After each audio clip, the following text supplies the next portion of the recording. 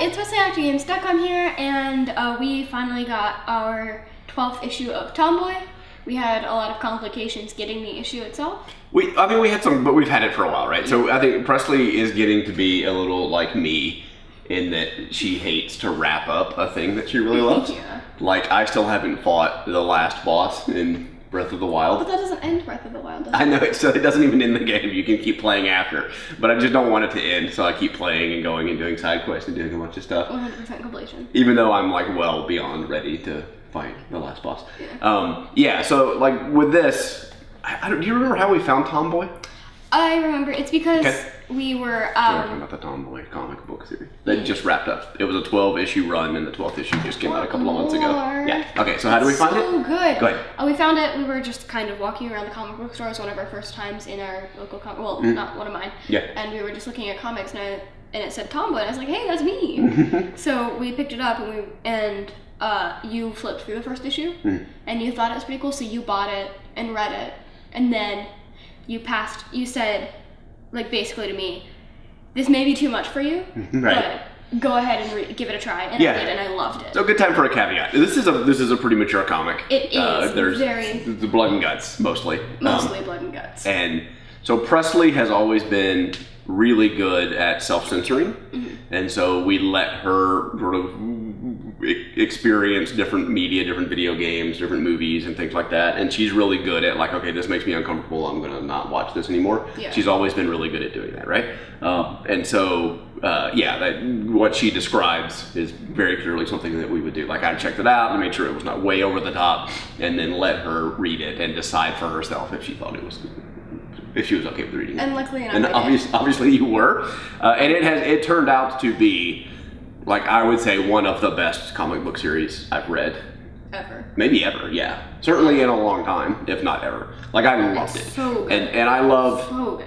like, I've gotten more, as time has gone on, I've moved more and more out of kind of the traditional Marvel DC superhero comic books into more like side, things that are different stories than those, right? Those stories kind of can repeat each other. Is that the word you would use for it? Huh? Indie? They're not necessarily indie. Like, I like even when big companies are putting out, more, I don't know what you would call it, right? But not your traditional superhero comics. And so I like those. And it allows people to do some really creative storytelling. It opens some doors, right? And there's a really funny thing. Like, we didn't even realize when we started reading this that Mia was the artist in Princeless. Yeah, no, which we also idea. loved, right? And so, like, we sort of really fell in love with the first couple of issues of the comic. Presley decided she wanted to cosplay. She's in cosplay now because that's what you do. And yeah, we started posting some. We went to I can't remember which con, maybe Denver Comic Con. I think Presley wore the Addison cosplay for the first time, and I think it was the first time that people, like Action Labs was there, and the first time they had seen a cosplay of Tomboy. And I think the first time Mia saw a cosplay of Addison. And so we've swapped some messages. Hi Mia, if you're watching this. We've swapped some messages over Twitter and then kind of talked a little bit. I think we're going to have, Presley's going to meet me at some point and maybe interview her and do something. That would be awesome. But just, I don't even know where to begin to talk about, like, what a beautiful story this was. Both, like, the storytelling was really rich and complex, and the art was really beautiful. Like, we'll show a couple of Presley and my favorite panels. We don't want to give too much away about where the story goes, but I think showing a couple of images here of some of our favorite panels out of now that the run's over. I think you can get them all in trade now. I think the last trade just came out, or it's just about to come out. So I think you can pick them all up in trade. But why don't you try and give a little bit of a summary of what Tomboy is about for people who are totally unfamiliar with it. Well, I think, first of all, the warning on it is really good. It says, this book contains violence, blood, murder, madness, and monsters. And in some of and on the alternate covers it says, and magical girls. Yeah, right. So, it's really good. It is, I guess, a very, very gory, murdery take on magical girl stories. Yeah. It is a magical girl story. It is a magical girl story. But with murder instead of... It's like an American magical girl story. Yeah. Right? Or maybe London. We haven't decided where she... Oh, that's a good point. Yeah, we don't know where she lives. Yeah, it was one of in the first issue, there's a train, they're on a train, like a subway.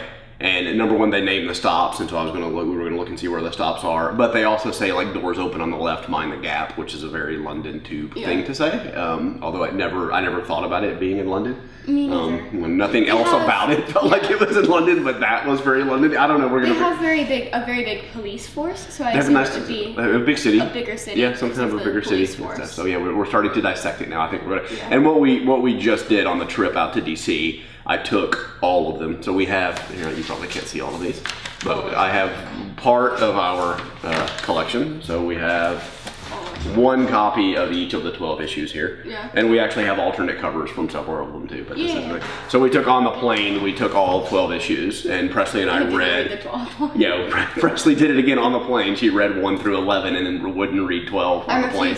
It was not the appropriate time to read it. Right, and then when I got home, I read the first night. I read all of them straight through, and that was great to sort of catch up and tie the story back together and stuff, and see how it was like when we rewatched Dark Matter. Right, you see all the foreshadowing and you see how it all ties together and stuff. Yeah. What a really amazing and deep story it is. Like it started out really good, but you were just scratching the surface of what was coming. Like you had no idea 2 issues in, and oddly enough, 10 issues in, so much happens in the last 2 issues. Oh my god, yeah. But yeah, it just keeps getting deeper and deeper and deeper. And then reading it again is really good. Yeah, reading it again sees like how well put together it was. So I mean, if you're a fan of comics and you're okay with a little blood and gore, and you like to get out of sort of the traditional, comic world. If you like anime, like there's definitely a little magical girl thing. Like there's some, it's a very like American anime style kind of thing. Yeah, and I would say do what he did with me, like read the first issue, and if what's in the first issue is too much, then don't read it because it gets worse. But if you're fine with the level in the first issue, you should be fine with the rest of the comic as it more slowly progresses into more. Right. So I mean it's like a vigilante magical girl story. Yeah. Right. So people around Addison, who Presley's cosplaying, start dying, and it's a whole conspiracy thing behind the scenes, and so she becomes a vigilante, and you think she's just kind of becoming a vigilante, but there's more to it than just becoming a vigilante. And so there are alternative forms of Addison that we're actually going to start working on a cosplay of for a con coming up. So there are other forms, and there may be even some other characters that Presley may want to cosplay at some point in time. So it's such a deep story. But I apologize to Mia for taking so long to read the last issue and shoot this video because I felt bad. I didn't want it to end. Like I had enjoyed it so much, and I love that it was one of those things that you and I can connect on and really both enjoy for our own reasons so good. And at our own levels. And I think at some point we'll let some time pass because you can be super spoilery on all the stuff that happens in here. We'll do another video at some point down the road with spoilers, and we'll talk a little bit more in detail about what we loved about it and what the story was and stuff to try and get people into it. But please go read it. If you haven't read it, I know we've talked about it several times. Yeah. But if you haven't read it, go read it. Yes. It's phenomenal. Well, it's definitely one of the best comic book stories. And ironically enough, or coincidentally, or it's not ironic at all, but coincidentally, we just got the first issue of Hi-Fi Fight Club. Yeah. Which gave some of the same vibe. Like it's not at all the same story. No. I don't think. Like I hope not. It's gonna make some twists if it goes the same place for sure. But the like love of someone telling a story that they really love, and there's nothing I love more than someone's passion project and someone who really loves this world that they've created and telling a story in a loving way, and it comes across like amazingly. Yes. And Hi-Fi Fight Club is only supposed to be 4 issues, I think. Wait, really? Yeah, I think the whole story is 4. Yeah, I know. I didn't want to tell you that. I figured I'd do it on camera so you couldn't freak out too much. So it's a beautiful book. Yes, I can't say enough good things about it. Yeah.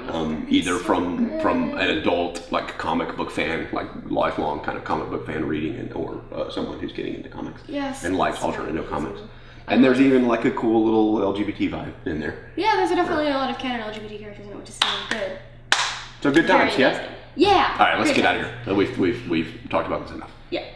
So yeah, thank you so much for watching. This is such an amazing book. If you haven't read it, please read it. If you have, tell us what you think about it. Yes, if you have, tell us what you think about it. We can discuss it in the comments below.